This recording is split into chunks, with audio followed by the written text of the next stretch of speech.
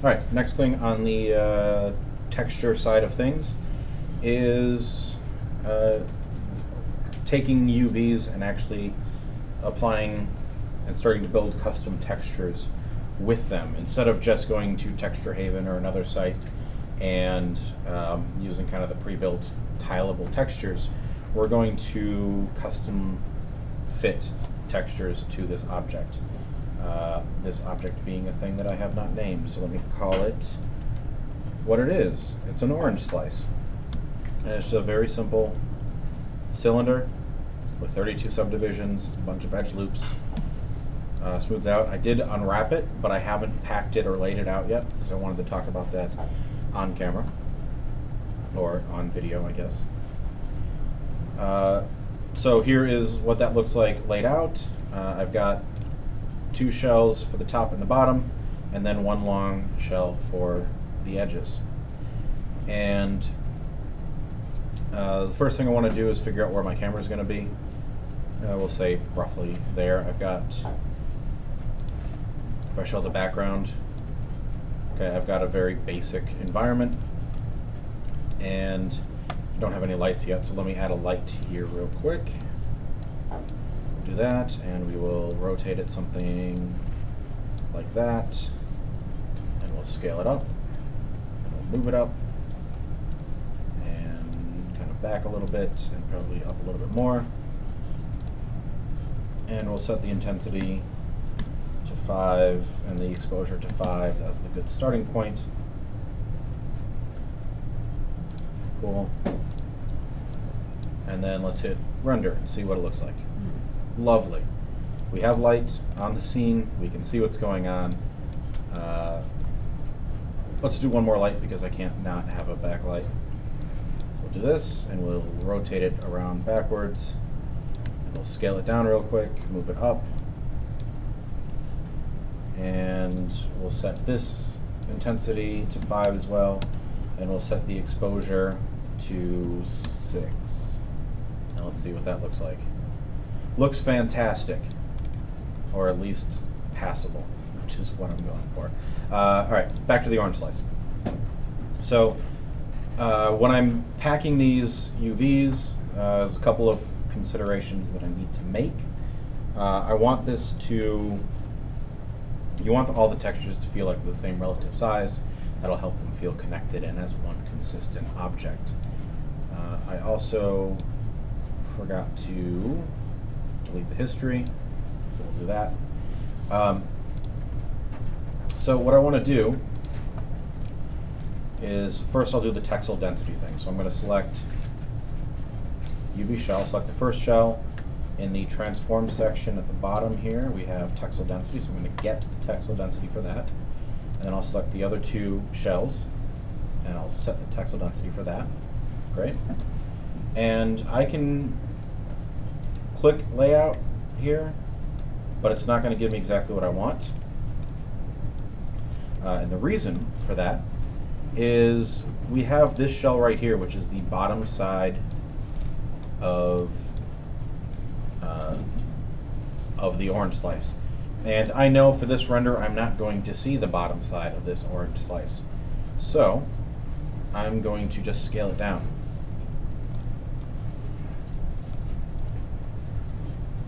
Well, yeah, I'm going to, there's kind of 2 schools of thought here. If I scale it down, it gives me more room to scale this up and make this larger. But then we also need to scale this up and try to fit it all in the UV space. So I can scale this up. Say we scale it up and rotate it a little bit and try to go like maximizing the amount of space that this could take up. Do something like that,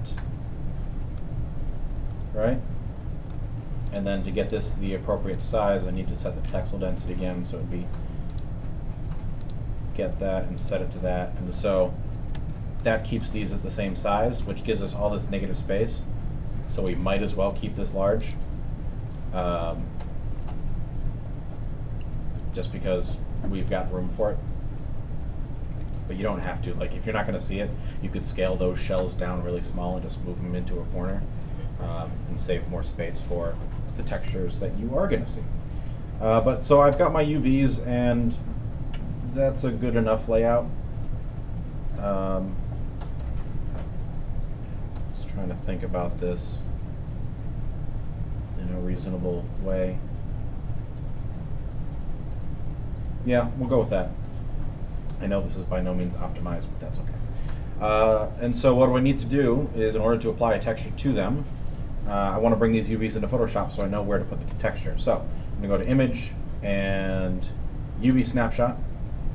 I'm going to set my destination, which is my source images folder, and I will call it Orange Slice UVs.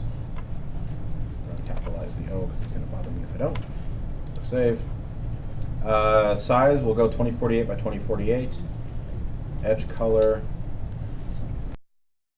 I'm going to let's go with blue because it should contrast with everything else on the screen. UV area is good, so I'm going to click Apply and Close. And I can minimize Maya for now. And in my source images folder, if I scroll down, you will see an unorganized folder, but also you'll see Orange Slice UVs. I'm going to open that with Photoshop.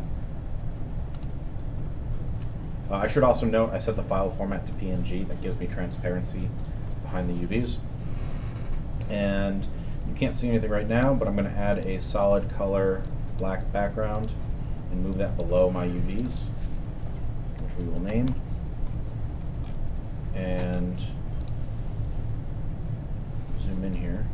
We've got one issue, and that is we only have one island, and it's because I always forget to do this. And you may as well. You need to select the shells that you want to export the UVs for. So I'm going to go just to object mode, select it in object mode. It selects all the UVs. And then I can go back to image, UV snapshot. This is where you set image format, so PNG is what I'm going with. Click Apply and Close. Click Overwrite. Now I can jump back into Photoshop. We'll close that, and we'll just reopen that. Oh, it's John. Photoshop. There we go. Now, when we add our solid color background, let's go with white. Maybe that'll be a little bit more. Yeah, there we go. That's easier to see. Now we have our UVs. So now what we can do is we can find a texture that works and position it accordingly.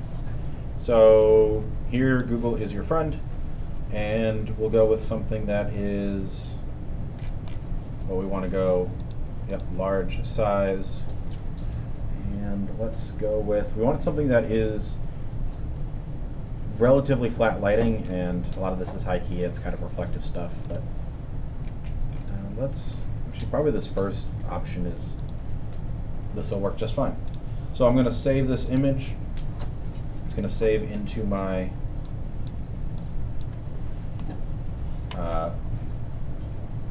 source images folder in my project. Click Save. Then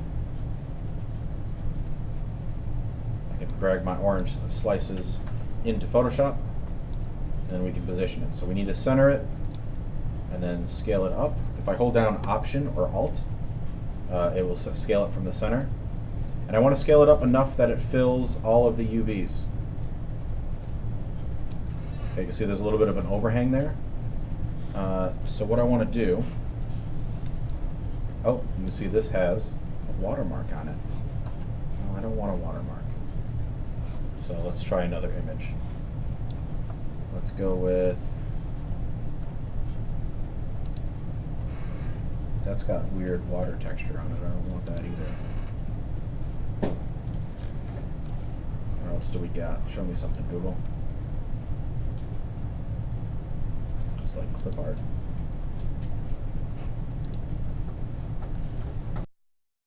Found another one through search.creativecommons.org. We'll save this one as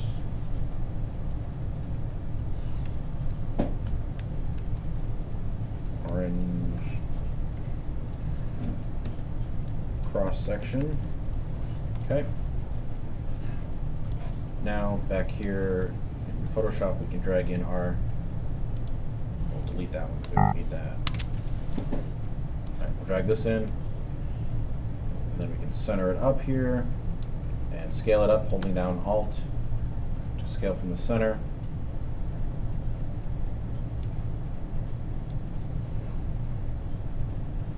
Okay, that's pretty much there. I'll go a little bit more. I don't want to go so far that the outside dips into the lighter colors. So I think we'll start there. Can we cheat it by coloring in? A few different ways that you can then fill in the rest of these. You can color in around the edge. You can use like the clone stamp tool to fill this in and extend it out. You can also, I'm going to rasterize this layer. You can also warp it a little bit. If we edit, transform, and let's see, I think puppet warp is what we want. Yeah. So we can puppet warp this a little bit. Oops. We gotta add. Let's see, what I'm doing here is I'm using a tool that I've not used before and just assuming this is gonna work. Because I'm not a Photoshop expert by any means.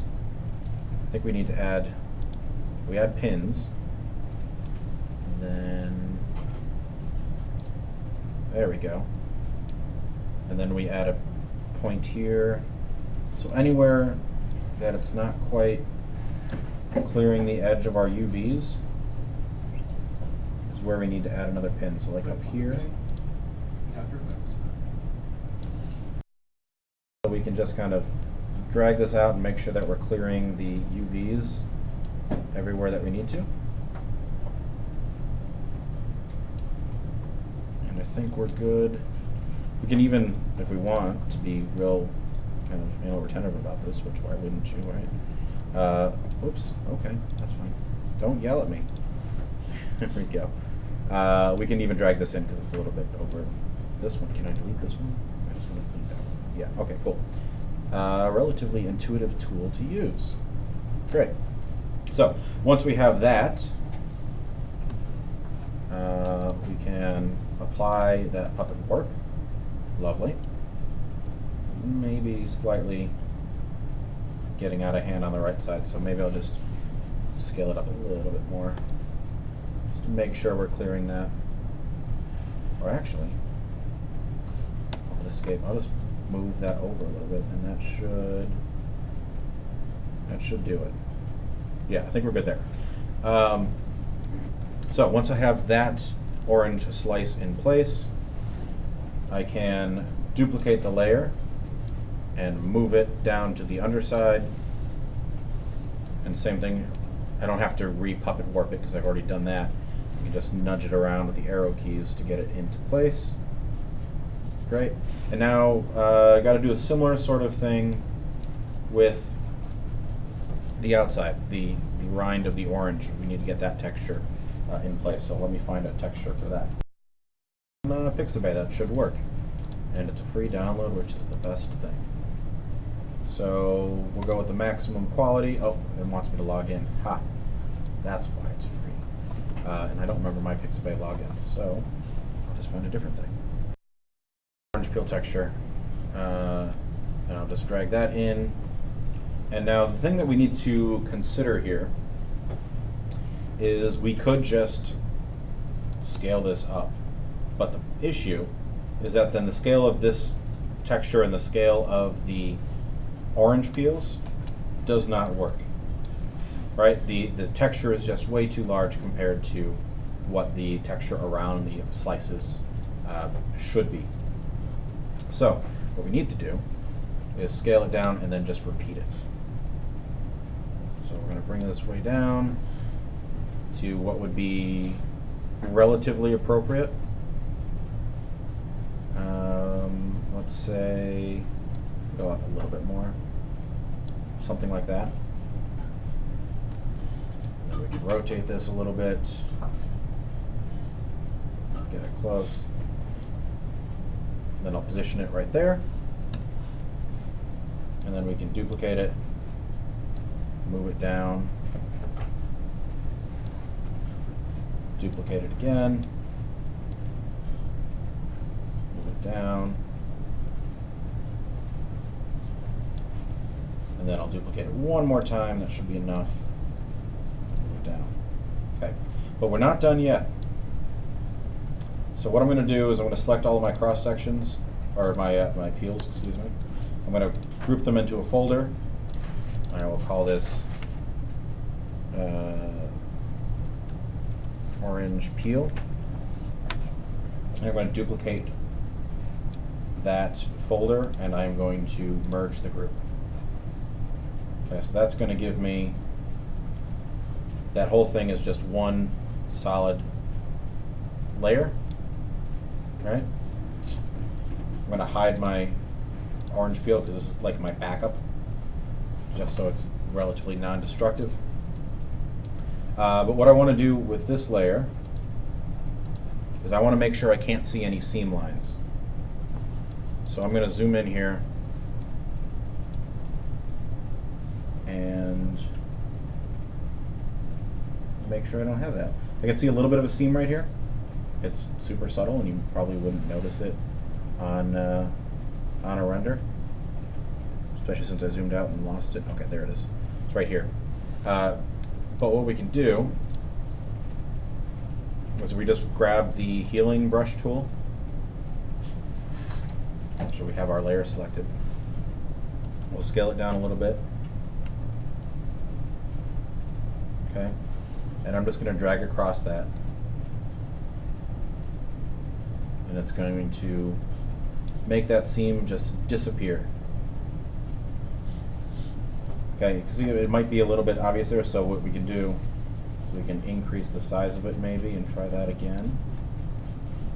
Okay, and you can adjust, you know, with the brush, you can adjust the hardness and the size of that and everything, just to make sure that it's as effective as possible. This one's a little bit more obvious. Okay, so we'll just drag across that seam again. Okay, and let's see if we can find the last one. Oh, yep, there it is. The fact that it's already a pretty subtle thing is working in our favor. Okay. So we have those. We can turn our peels back on, turn our UVs back on just to double check them. And that's working. I think I might, you know, we could go in and erase the parts that we don't need and clean this up a little bit. I'm not going to, for sake of time. But now we have what would be our color texture. So I'm going to, first we can save this file. So Command-Shift-S, orange slice UVs.psd works. Okay, and then I can, again, make sure your UVs are turned off. Export this out as PNG 2048 by 2048. You can actually go with a JPEG on this one because we're not dealing with any transparency. Full quality.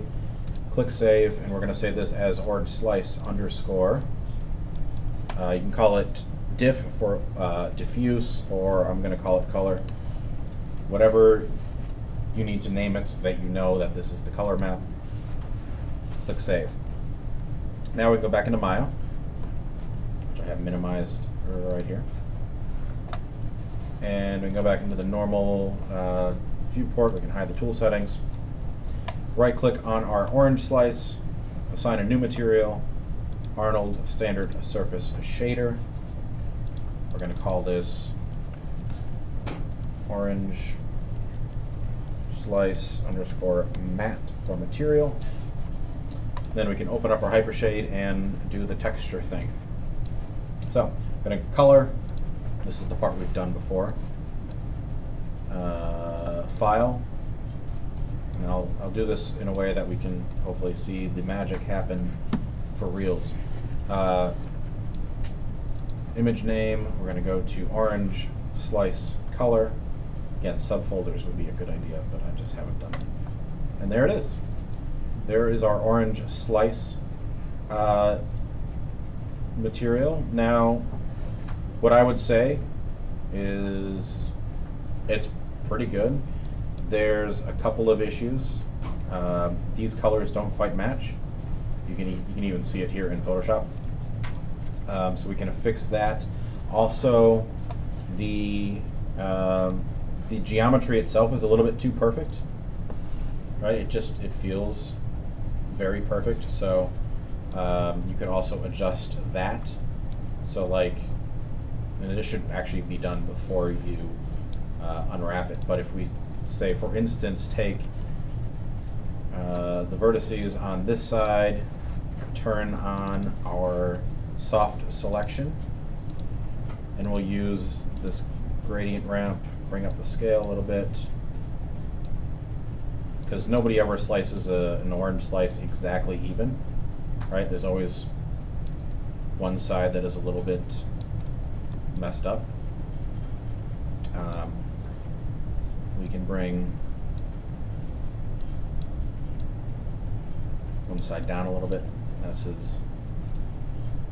try it this way. I'm going to grab that, hold down Command, right click, selection to faces, and then Command, do this way so you can see it. Keep soft selection on. Command, right click, grow selection, grow it a couple times. One more time. We can bring our fall off radius back down to like 0.2. And then we can, oops, 0.2. Then we can rotate this a little bit. Right, and that's going to feel a little bit more like an actual orange slice just because it's not perfect. As far as the color is concerned, that's something we can fix back in Photoshop. So I'm going to select my orange peel, go to adjustments, and I think we'll start with let's start with curves. I'm just going to bring it up generally. No, it's not quite doing it. I'm going to delete that for now. A little bit of playing around. Let's try hue saturation. So we want to bring up the saturation, bring up the lightness.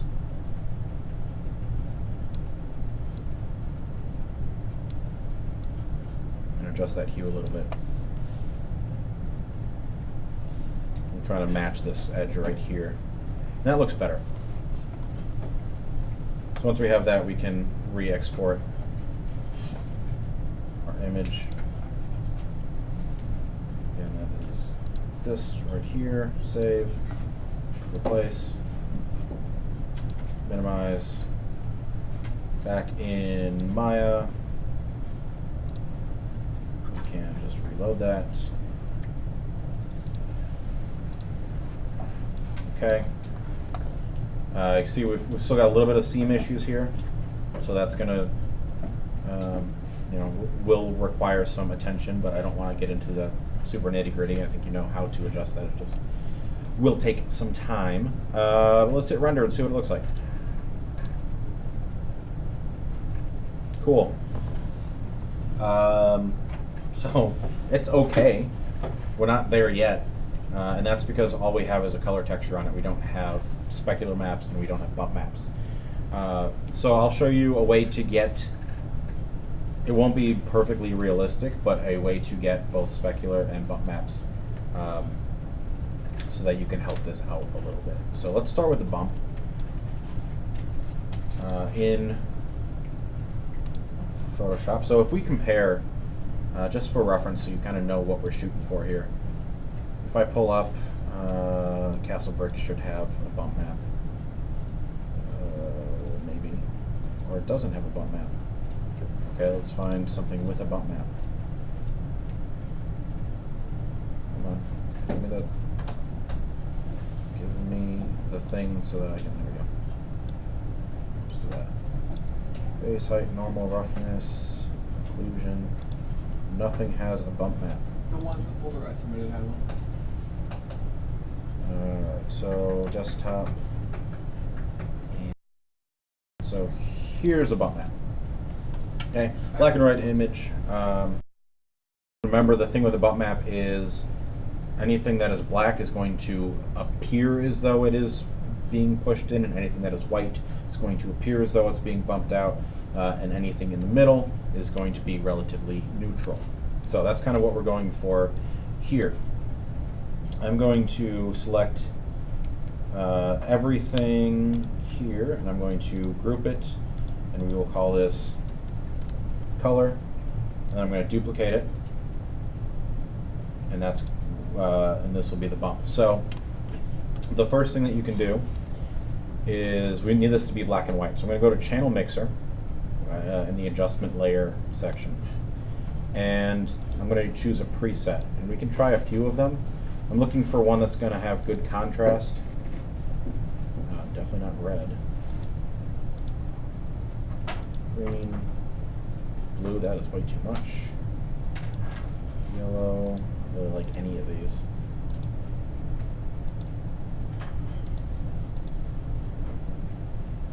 Alright, we'll probably go with green because that's not the insane one. Then we go back to adjustments and we can do levels or curves. We can just bring these in so we've got a good kind of variation between white and black. Okay, so we'll go, let's bring that midtone up a little bit. That. Okay, so we'll start with there. Again, this is kind of a little bit of a trial and error thing. Once I have that where I want, I'm going to export this again, and we will save this as orange slice underscore, I'll call it spec. You could also call it roughness or whatever other thing that you want to call it that's going to make sense to you, so you know where to put it. Also, this is a bump map and not a specular map, so that is my bad. Let me fix that right quick. So here, there, source images, orange slice, bump. Okay, now back in Maya, we've got our graph network. We've got our material. We go down to the geometry section, bump mapping, choose a file texture, and we want to go to the image, so we'll click there, and we'll load in our orange slice bump. Click open, and then I'm going to go back to the bump node. Maybe, come on. There it goes. And we will almost certainly, because this is a bump map, almost certainly need to adjust the bump depth. But let's hit render first, and oh, yeah, definitely. But let's hit render and see what it looks like. Okay, this is like a halfway shriveled, gross thing that you don't want. So let's bring this bump depth back a lot. A lot.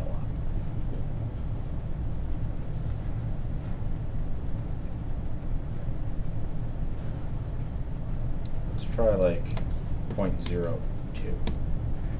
That's a little bit more reasonable. Maybe 0.03. No, that still feels way too strong, actually. Let's go 0.01. Okay, I think that's better. It's not ideal. Just out of curiosity. If you go negative, it'll inverse it. You can kind of see how that feels. Negative 0.03. That's too much.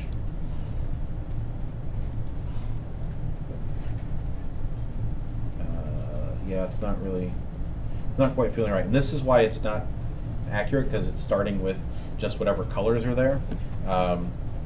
So, I mean, really the orange should be below the white, but because the white is a lighter color, then it's just the way that this process works. So it is definitely the fast but not accurate way to do things. So we'll go back to 0.1. Oh, sorry, 0.01. And then let's figure out a specular map 2, which is going to start from the bump map and then just kind of make it more extreme.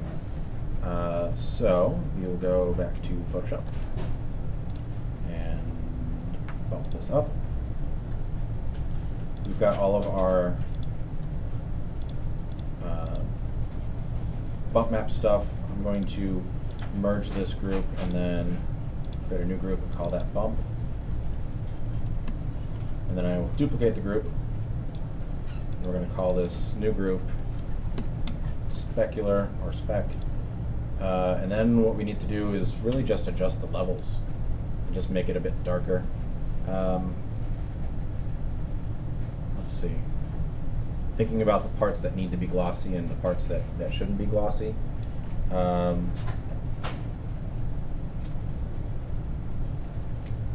think what we're going to do is we want the insides to be pretty glossy, and we want the outside rind to be less glossy. So I think what we'll do is this is going to be a little bit more kind of custom work. I'm going to grab my, where is it? Where is the burn and dodge tool? I don't remember where this is. Here is the burn and dodge tool. Burn will make things darker, dodge will make them lighter. I want the peel, the outside, to be a little bit lighter because I want it to be more rough, so less reflective. And we can turn on our UVs to kind of help guide us, make sure we hit the area. But we've got the exposure at 50%, range midtones, that'll work. And we can just kind of drag through here and make it lighter.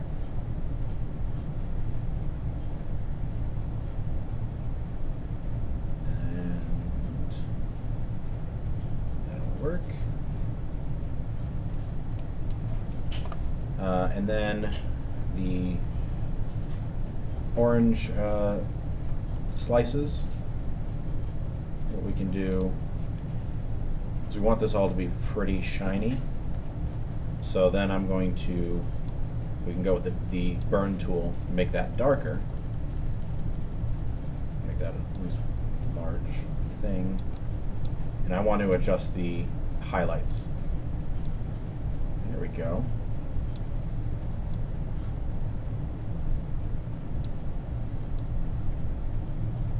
Don't want it quite so shiny. This isn't going to be a mirror.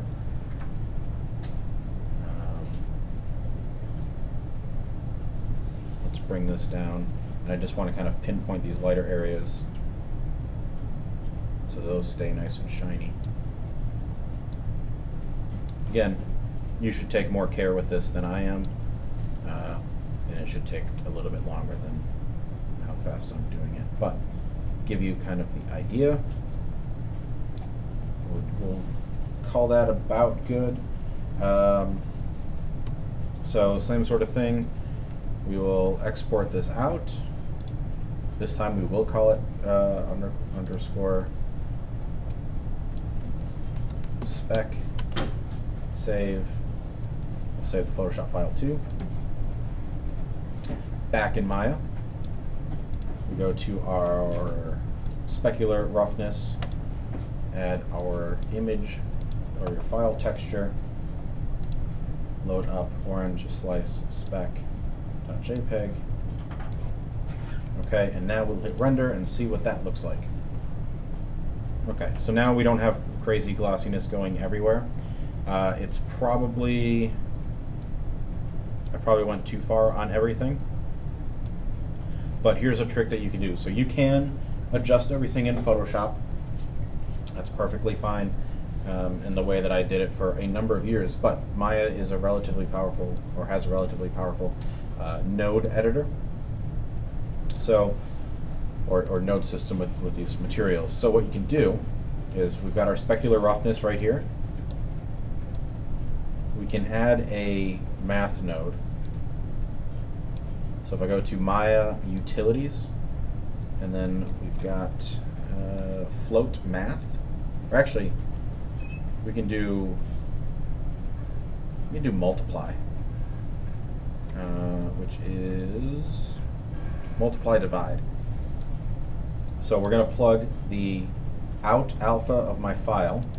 Oh, the other thing I didn't do Alpha is luminance. There it is. Okay.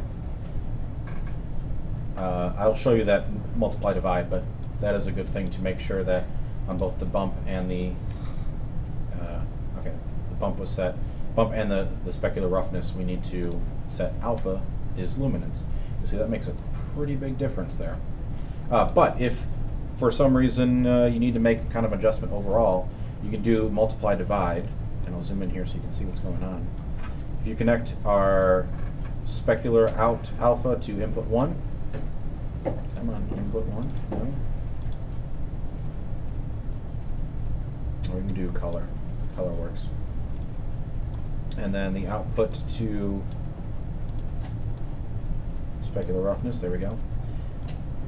Now with this multiply divide node, we have values that we can multiply.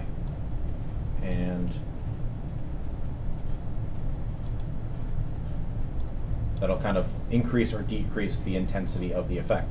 So if we go to, say, 0.1, kind of on the extreme, it's going to make everything real shiny, versus, say, like, multiply it by 2, it's going to make things less, or I think I had that backwards. Yeah, I had that backwards. It'll increase the effect. But we don't need that because I just forgot to check alpha is luminance, so I will plug that back in where it needs to go. Specular roughness. And there is our